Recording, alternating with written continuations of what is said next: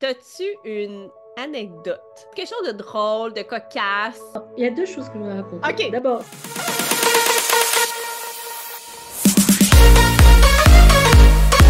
Hello, hello! Bienvenue sur ma chaîne de Gigi Bulle où on pénètre dans les métiers. Eh bien, quel métier connais-tu sur la musique? Probablement, ce qui te vient à l'esprit, c'est les musiciens, les chanteurs, DJ. Ça doit être ce qui va te venir en tête en premier. Mais il y a plus que ça. Et là, dans cette vidéo, c'est Carole qui va venir nous parler de la musicothérapie. C'est quoi ça, la musicothérapie? Eh bien, elle va nous parler de tous les dessous et des secrets de ce métier-là. Eh bien là, je vous laisse avec Carole, musicothérapeute. Bonne écoute! Fait que, est-ce que tu peux me parler? C'est quoi ça, la musicothérapie? alors la musicothérapie, en fait, le musicothérapeute, son travail, ça va être de trouver des canaux de communication avec les personnes qui sont en difficulté de communiquer. Et elle va le faire à l'aide des éléments constitutifs de la musique. Qu'est-ce que j'entends par là? Les éléments constitutifs de la musique, en dehors d'écouter de la musique dite savante qu'on écoute là à la radio, là sur notre disque, c'est ça. Ça, c'est du son, c'est un élément constitutif de la musique. Ça aussi, ma voix, c'est un élément constitutif de la musique. Le bruit ambiant, là, je viens d'entendre passer une mobilette, c'est un élément constitutif de la musique. Et celui-ci, qui est le plus important,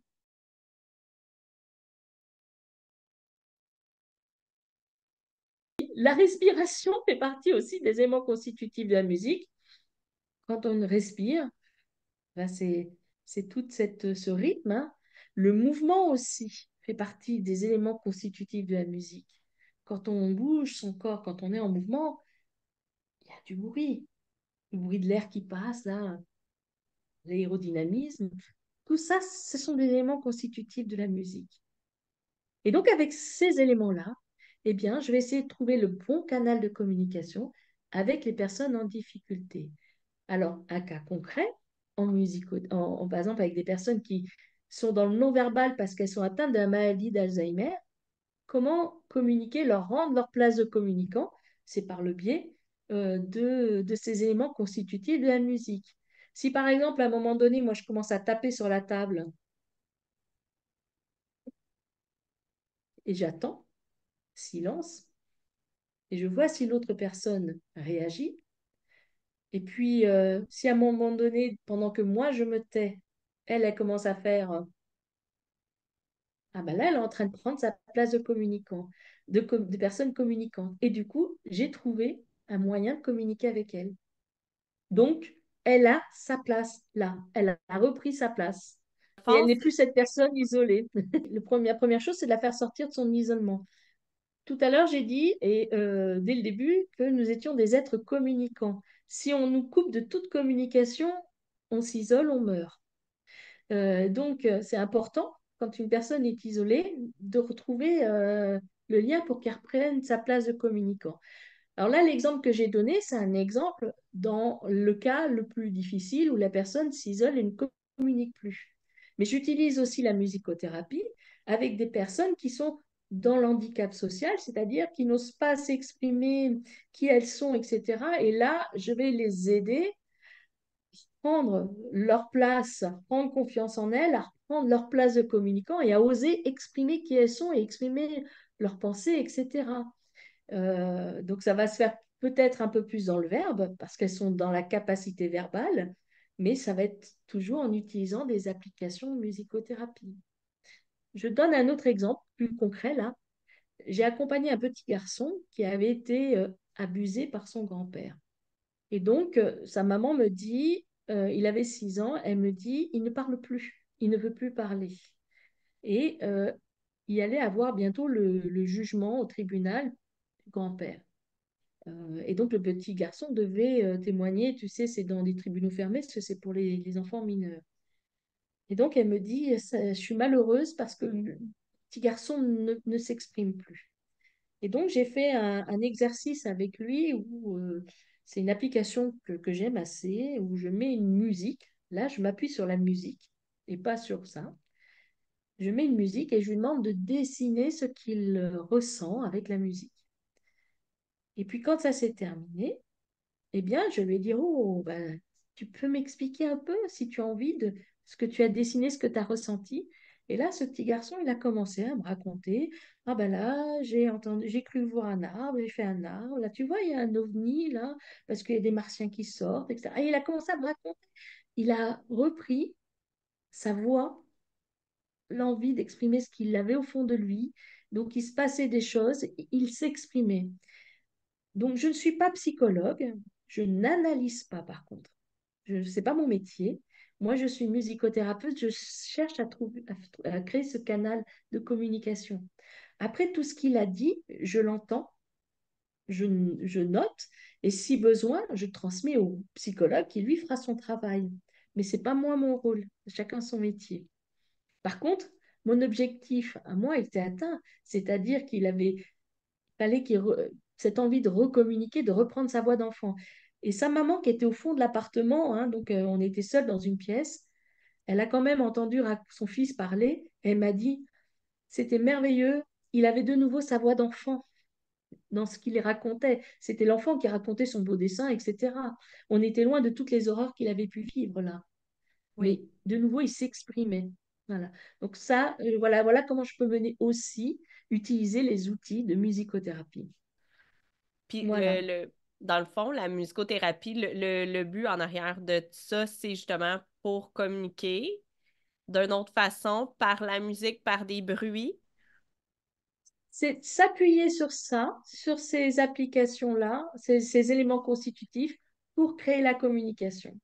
Donc, si on est dans le verbal, peut-être que à un moment donné, on veut plus s'exprimer. Ce petit garçon, j'aurais pu choisir un autre exercice, par exemple, de taper en rythme, en chantant, puis d'essayer de créer un lien pour qu'il réponde, pour qu'il invente, etc. J'aurais pu faire ça aussi. En fait, quand je suis en travail de musicothérapie, vraiment, j'avance étape par étape. C'est-à-dire que je commence à faire quelque chose, puis je vois que c'est pas la bonne route. Ok, très bien, je vais faire autre chose. Ah, tiens, là, je sens que ça peut prendre. Oh, je vais continuer un peu plus. Et c'est comme ça, c'est un travail vraiment euh, de broderie, de finesse. Ça. Puis est-ce que la musicothérapie, tu le fais? Parce que là, ce que je comprends, c'est que tu le fais plus individuel avec les personnes. Alors non, alors je travaille beaucoup plus auprès d'instituts avec la musicothérapie, donc avec des groupes. Hein. Je travaille beaucoup dans les EHPAD justement avec les personnes Alzheimer ou dans des maisons d'accueil spécialisées pour les personnes qui sont handicapées, cérébro-lésées ou qui sont autistes. Voilà, je travaille beaucoup plus avec des institutions. C'est vrai que je fais pas beaucoup d'individuels, mais ce sont les individuels qui viennent à moi. Donc, quand ils viennent à moi, bah, je suis là. J'ai pas de cabinet, en fait, parce que dans mon concept, c'était que c'était pas à la maladie ou à l'handicap de venir à moi, mais à moi d'aller vers eux. Donc, c'est pour ça que j'ai fait le choix de ne pas avoir de lieu, mais de me déplacer. Voilà, pour aller auprès des personnes qui ont besoin de mes services. Mais je travaille quand même beaucoup plus en institut qu'en individuel. Est-ce que tu peux le faire en Zoom aussi Bien sûr, pour de la... bien sûr. Et alors, j'ai un bel exemple, parce que moi, j'étais contre. Ce sont mes freins, parce que j'ai besoin de respirer l'autre. Hein. Ça, je l'ai dit depuis le début, j'ai besoin de ça. Je préfère quand même toujours le présentiel. Mais au moment du Covid, j'accompagnais un petit garçon de 5 ans qui était autiste. Et puis, ben, du jour au lendemain, on peut plus se voir. Et ce petit garçon, il avait besoin de continuer à travailler. Du coup, j'ai proposé aux parents de le faire en visio. Donc, ils ont accepté. Et finalement, ça a été pour lui, ça a été beaucoup plus pertinent, la visio, parce qu'on était vraiment en relation duel, sans aucun parasitage autour. Et du coup, ça a été vraiment très, très performant. Alors, par exemple, ce petit garçon, lui, ne s'exprimait pas beaucoup dans le verbal. il a la capacité, mais il ne le faisait pas. Et à l'aide de clochettes, et même en visio, ça fonctionnait bien. On a commencé, un jour, il a tapé sur 3 clochettes. Ta, ta, ta. Alors, il s'appelait Énéris, il s'appelait. Donc, j'ai commencé à faire Énéris. Donc, du coup, il a réappuyé sur les clochettes. Puis, il voit que moi, je refais Énéris. OK. Et puis, du coup, quelques séances après, il commençait à faire Énéris. Donc, il commençait à se nommer, à savoir que c'était lui. Et puis, un jour, il tape sur une grosse clochette qui fait bon, très grave. Et là, je fais papa.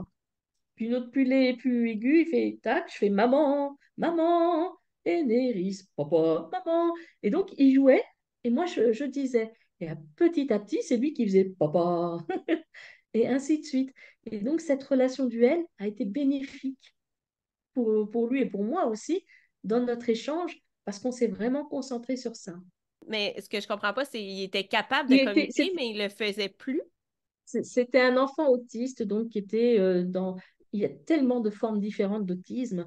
Lui, dans sa forme à lui, c'était... il communiquait pas, il était capable d'être dans le verbal, mais il ne voulait pas communiquer dans le verbal, ou il n'arrivait pas à communiquer. Et c'est par le biais des clochettes qu'on a réussi à remettre le verbe, à remettre le mot. Est-ce que c'est toi qui vas vers les entreprises ou bien c'est les entreprises qui viennent vers toi? Parce que là, comme individuel, c'est eux qui viennent vers toi, là. Les individuels, c'est eux qui viennent me voir. Moi, je ne les démarche pas.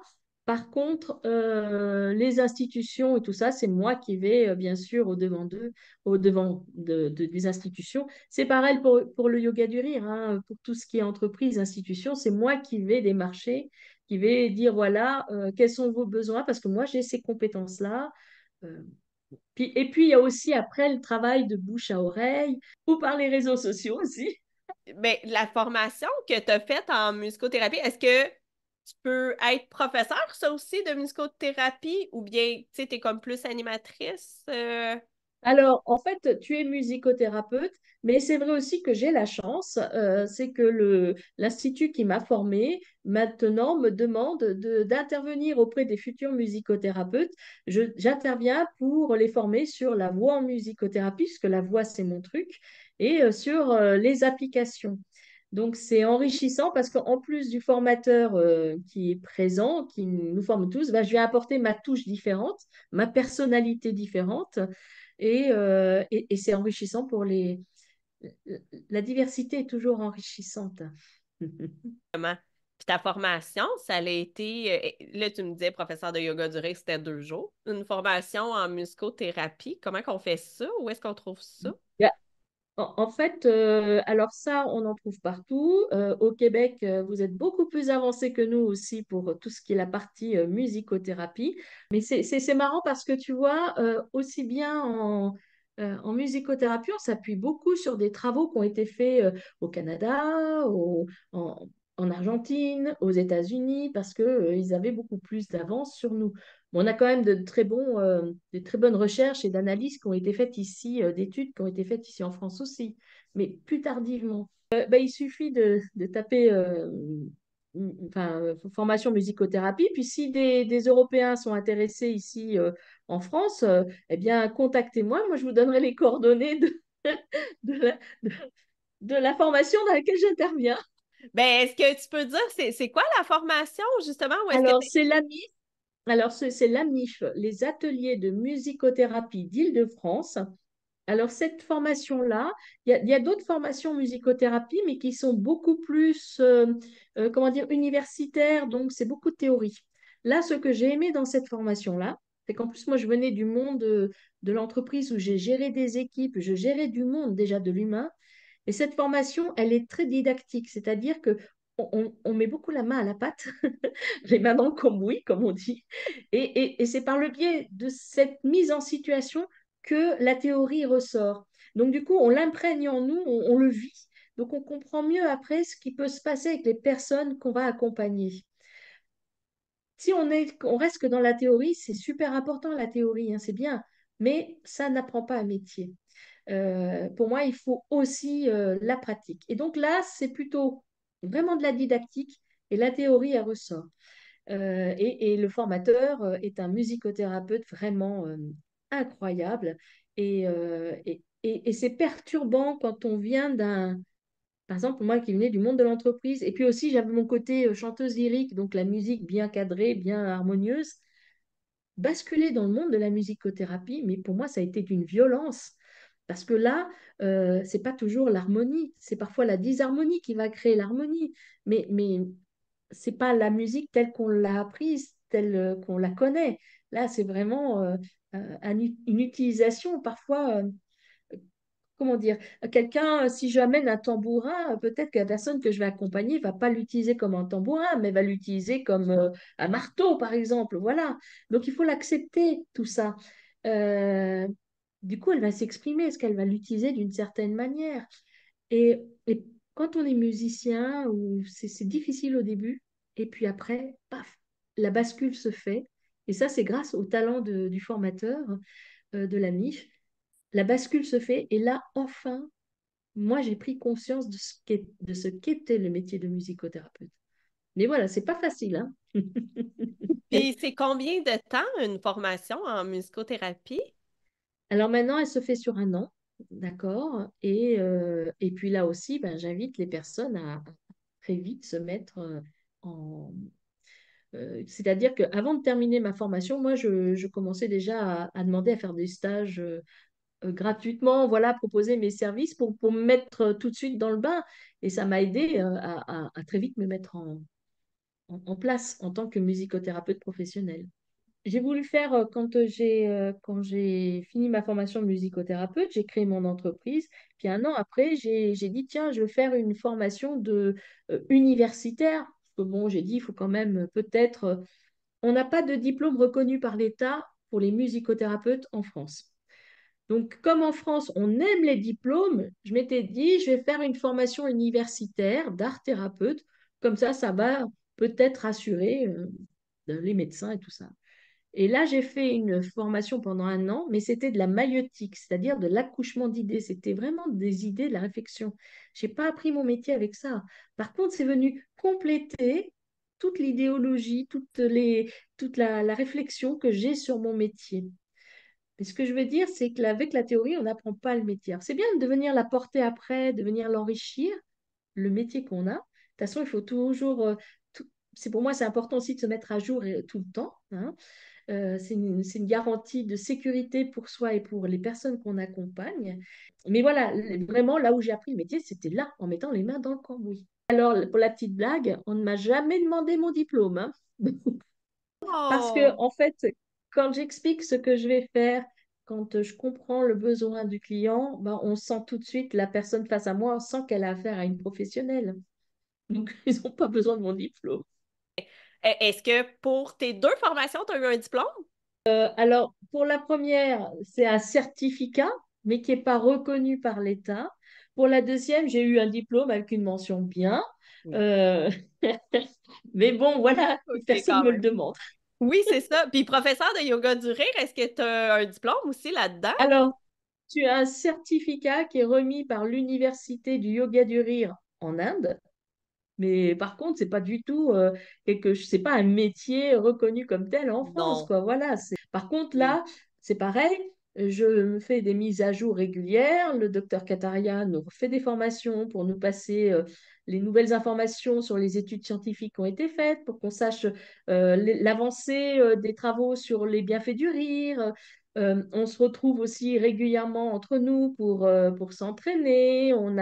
Ben voilà, c'est super important de maintenir Ça joue. compétences et de continuer à évoluer.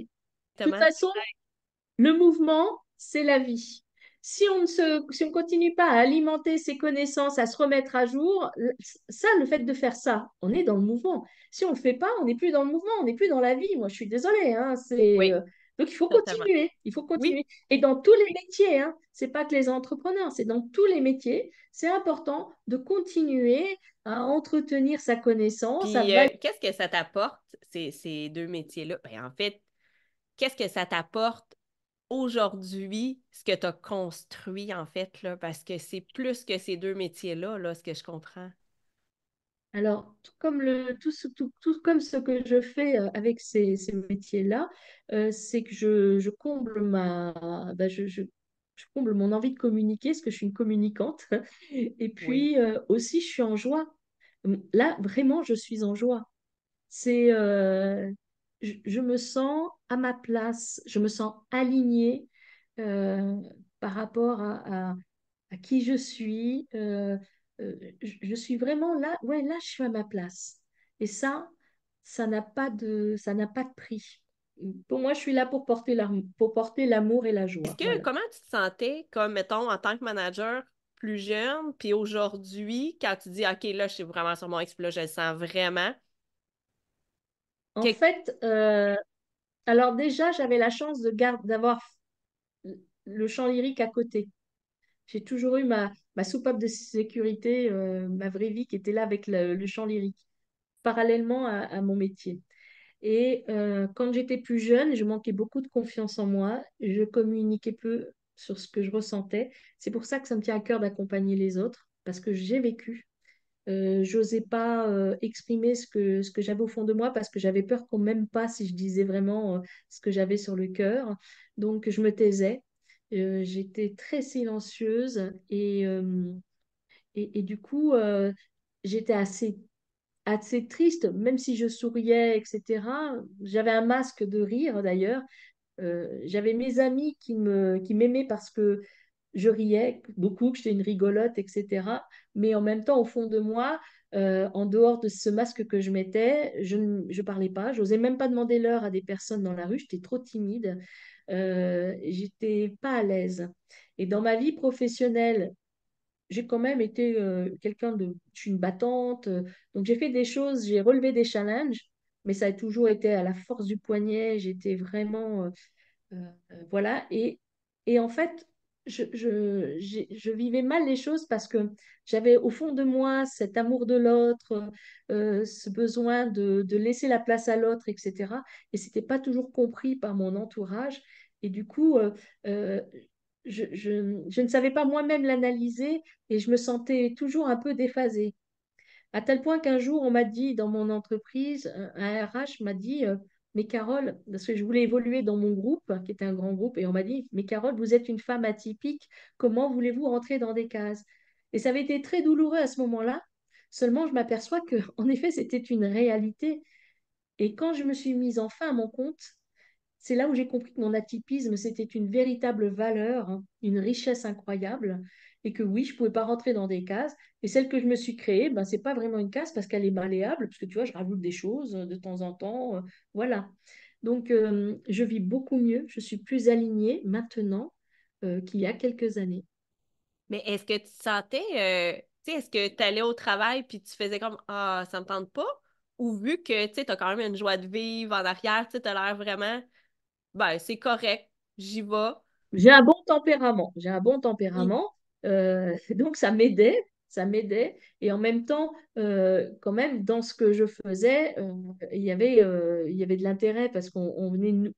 j'a- Ça dépendait des années et ça dépendait des projets, mais parfois, j'ai eu des responsables qui comprenaient que j'avais besoin de me nourrir de nouveautés, de choses qui n'existaient pas, de créer, etc. Donc, j'ai eu des gens qui m'ont comprise.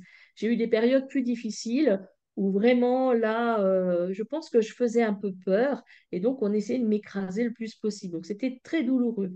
Mais j'avais la chance d'avoir le chant lyrique.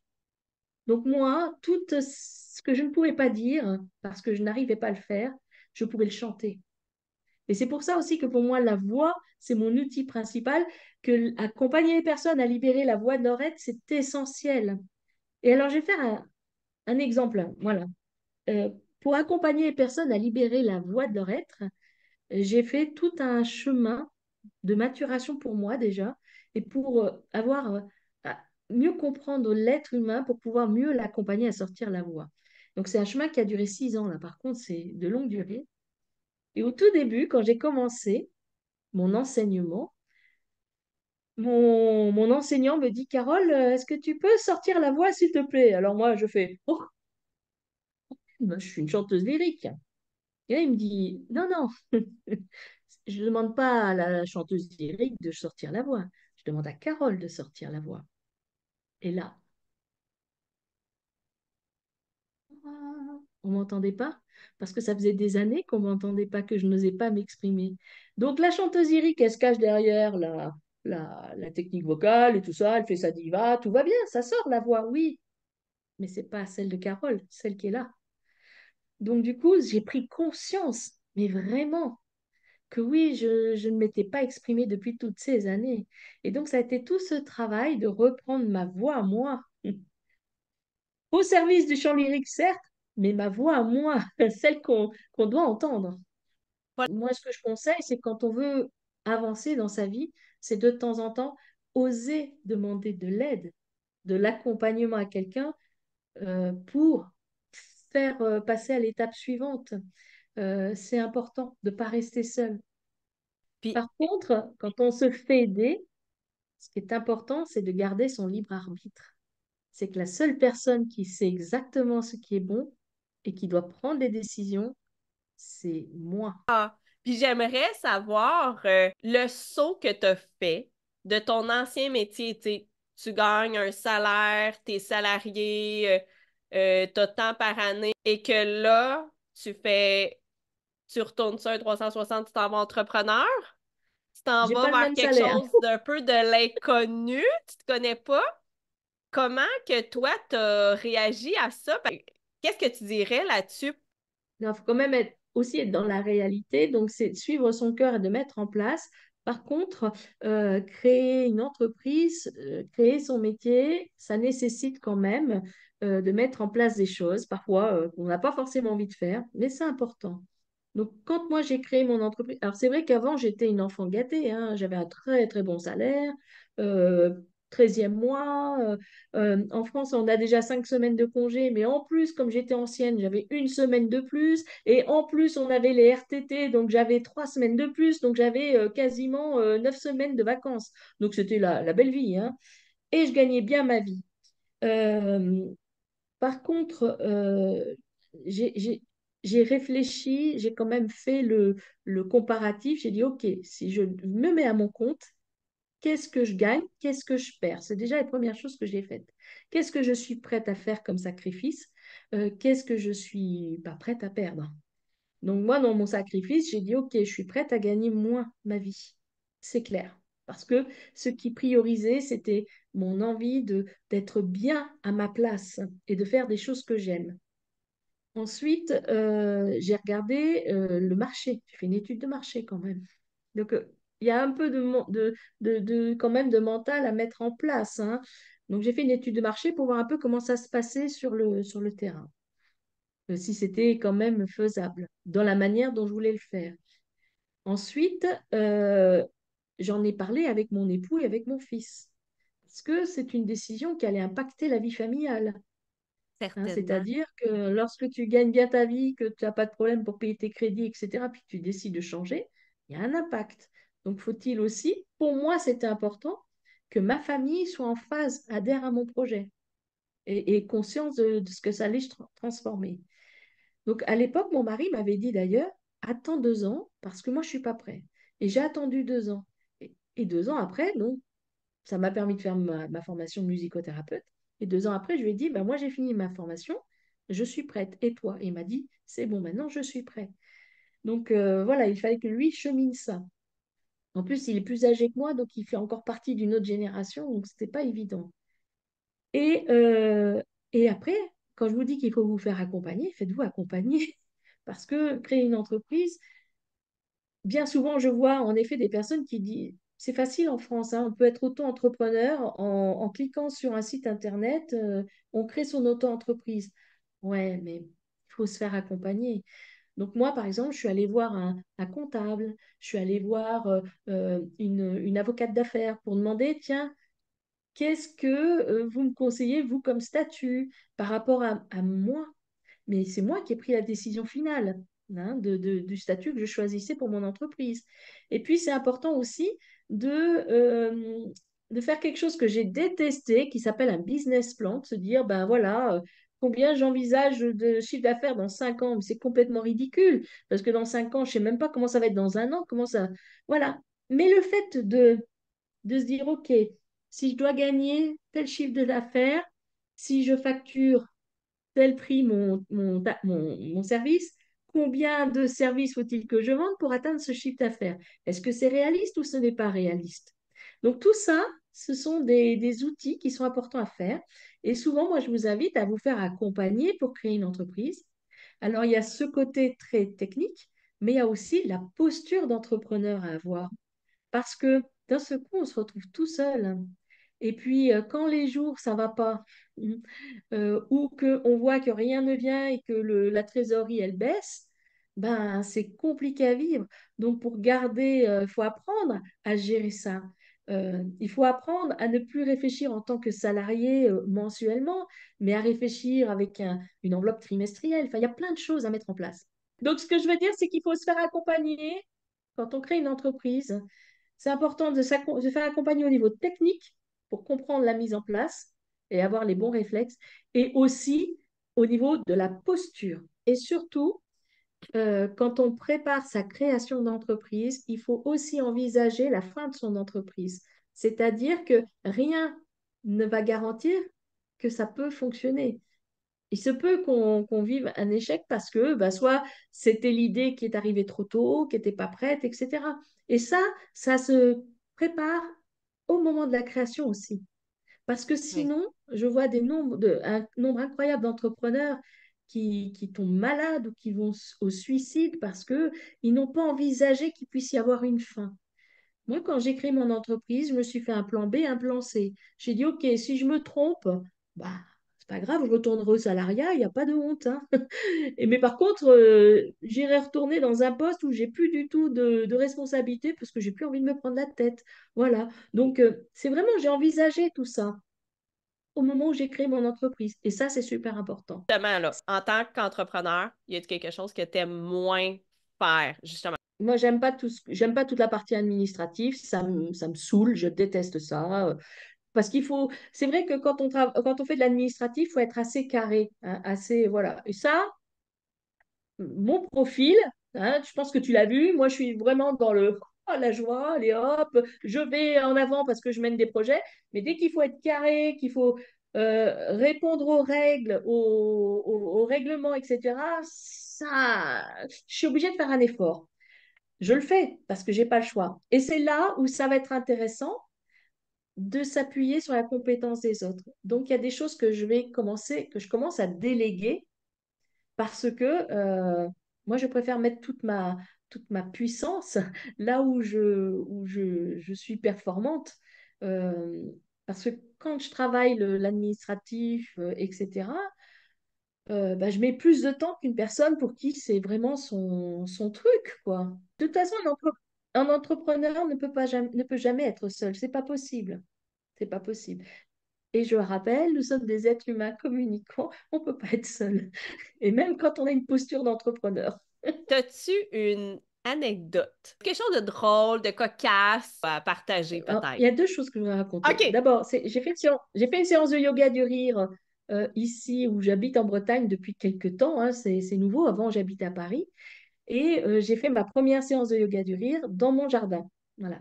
Et pour le moment de la relaxation, je dis aux personnes, écoutez, respirez profondément, écoutez d'abord le bruit de votre corps, observez ce qui se passe dans votre corps, puis après je leur dis, écoutez les bruits extérieurs, parce que comme je suis au bord de l'océan, il y a du vent, on entend l'océan au loin qui fait fou, puis il y a des oiseaux, il y a des arbres, et à la fin de la séance, il y a un monsieur, il me dit, c'est la première fois que j'entends les oiseaux. En fait, il, on prend jamais le temps. On prend jamais le temps d'écouter. Nous, les humains, on ne sait pas se taire.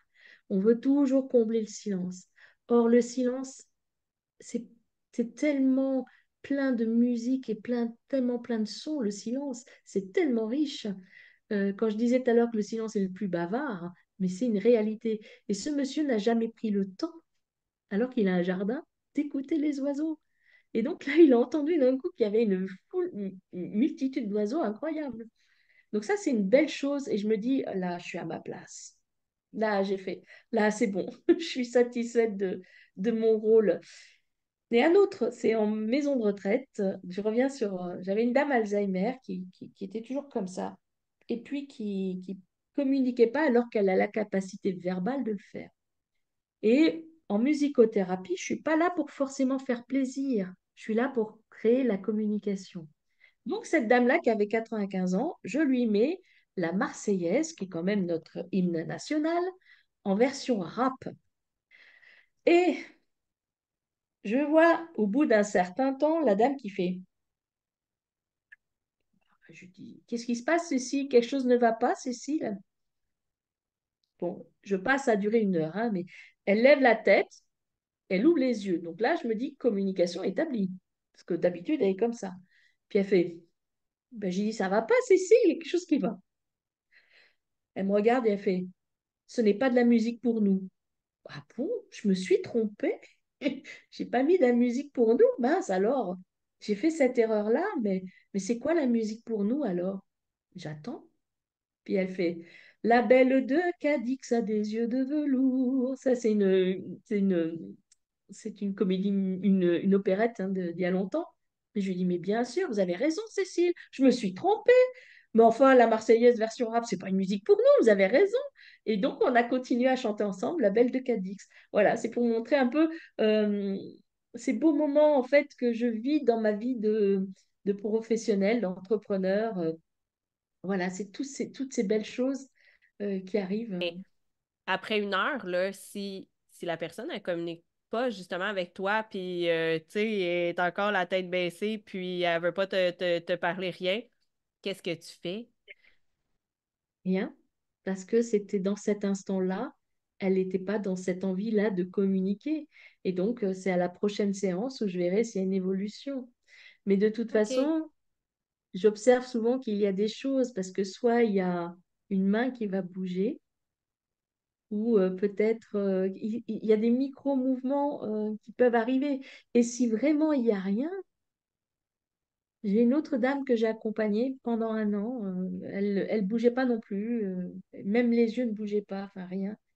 Et c'est au bout de quelques semaines où je venais régulièrement et où je faisais avec elle la musicothérapie, je lui parlais comme si elle était capable de me répondre ou quoi que ce soit, que j'ai commencé à avoir un petit mouvement des mains. Et puis petit à petit, au bout de plusieurs semaines, ses yeux commencent à me suivre. Et puis au bout de quelques semaines, j'ai pu lui mettre un petit bracelet avec des grelots pour qu'elle joue de la musique. Et puis plusieurs semaines après, elle a commencé à faire Ah, je dis Ah, mais vous chantez, c'est superbe. Et voilà, il m'a fallu 1 an pour passer d'un stade où il se passait rien pendant plusieurs séances à un stade où elle a commencé à faire des Ah. Et puis quand les gens bougent pas et ne communiquent pas, ben, qu'est-ce qu'on fait la plupart du temps? On leur parle pas, on les met de côté comme si c'était des meubles.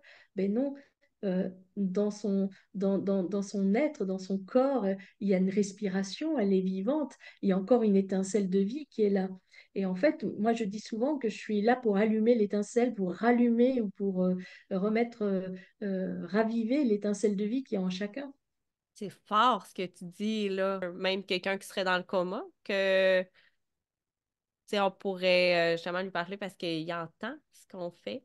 Oui, et d'ailleurs, les médecins l'ont démontré depuis qu'on a les imageries de l'IRM, on peut voir l'activité du cerveau et ça permet de mesurer des choses et on peut mesurer qu'il se passe parfois des choses. Donc, c'est important d'essayer de garder le lien. Après, il y a un moment donné où c'est plus possible, on est bien d'accord, mais pour moi, tant qu'il y a de la vie, ben voilà, faut pas l'oublier, cette personne. Y a-t-il quelque chose que tu as fait justement, ben, peut-être plus à tes débuts que tu dirais ça, je le conseille peut-être pas aux autres Moi, personnes.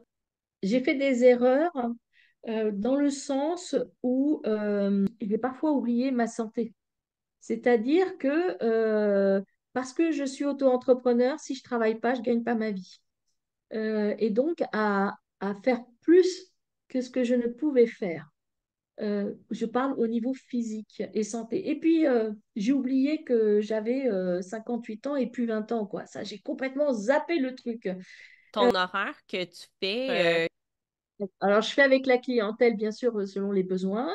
Par contre, j'évite de faire plus de 2 séances par jour parce que c'est très épuisant physiquement.